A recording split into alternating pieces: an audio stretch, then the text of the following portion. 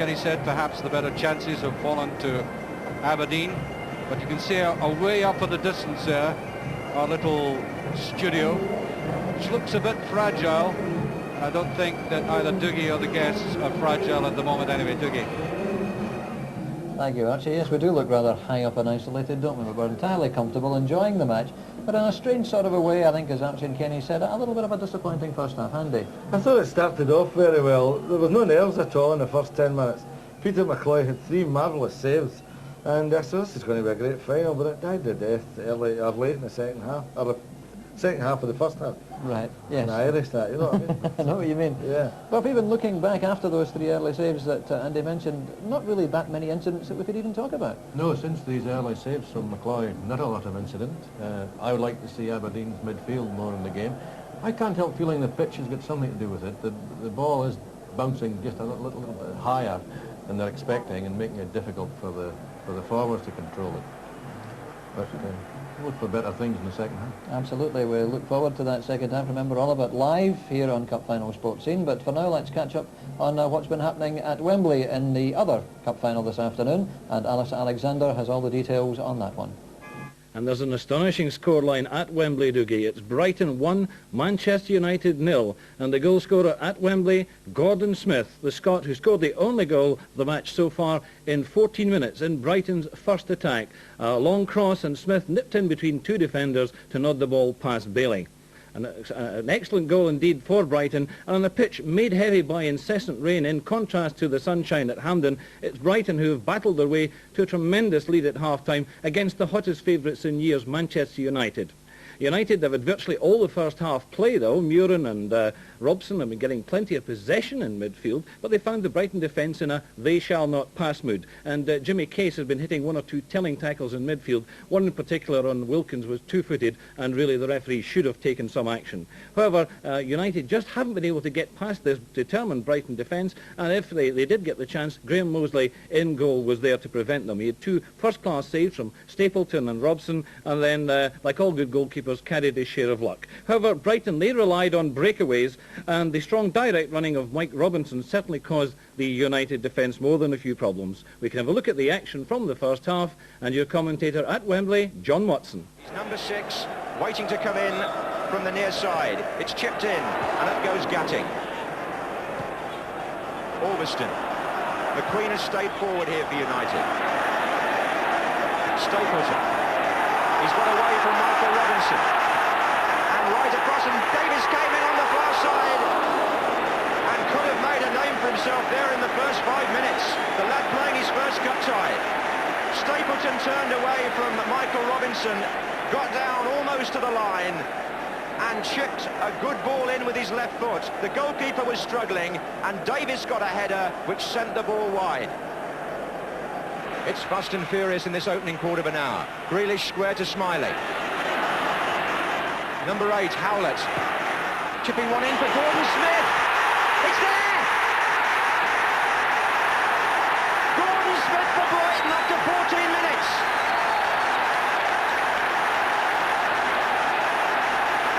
The man who played in the Scottish League Cup final earlier this season opens the scoring in the English FA Cup final. And Gordon Smith, who's been in such good scoring form of late, proves the point again. Smiley was working the ball well to the right, and when the cross came in, Smith came in between the 2 United defenders and beat Bailey beyond his left hand.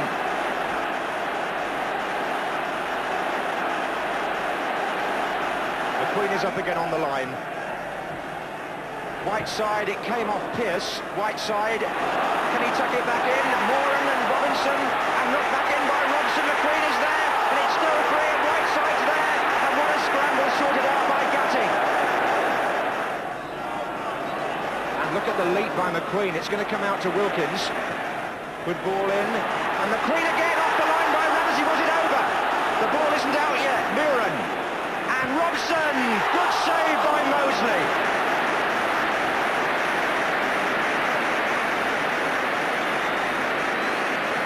Just for a moment, after Ramsey had cleared from McQueen, the header off the line, it was an appeal by McQueen for a goal. I don't think it was over, so Ramsey takes the credit, the 21-year-old fullback. for making a timely Brighton clearance, and then Mosley with a brilliant save going to his left. There's Smiley.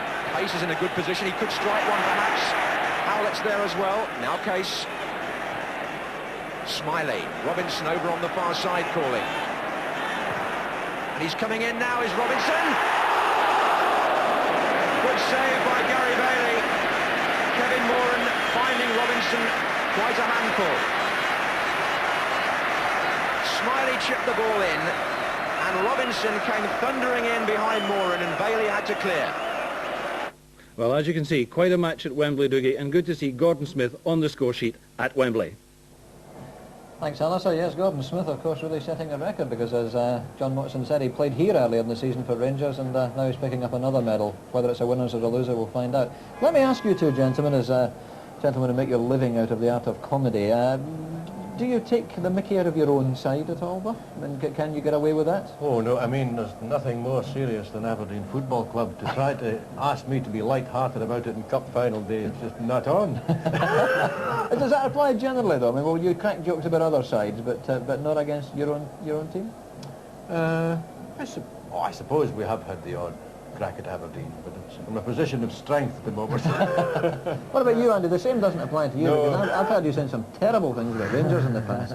I know, I'll have a go at them because they're not a good season, and all the jokes are about Rangers. You know, you can't tell the same jokes about a successful team. It's got to be a team that's sort of struggling.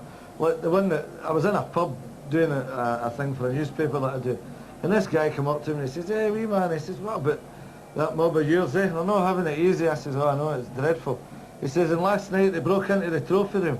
I said, "Okay, I'll buy it." He says, "Aye, the police are looking for a carpet." I mean, you've got to laugh at things like that, do you know? Have you heard the latest one? You don't mind me, Buff? No, carry on.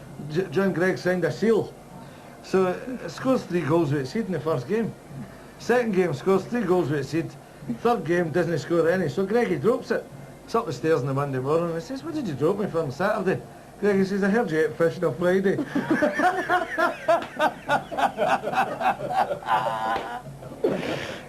Well, that's what it's all about. Nice that you can still laugh. Well, let me ask you about this great Aberdonian support, Buff, because the Aberdonian meanness. Did they all come down today on the cheap returns, or were they down last night for bed and breakfast, making a weekend of it? I think a mixture. And of course, there's not just the Aberdonians. You've got the big agricultural hinterland, you know, which supports Aberdeen.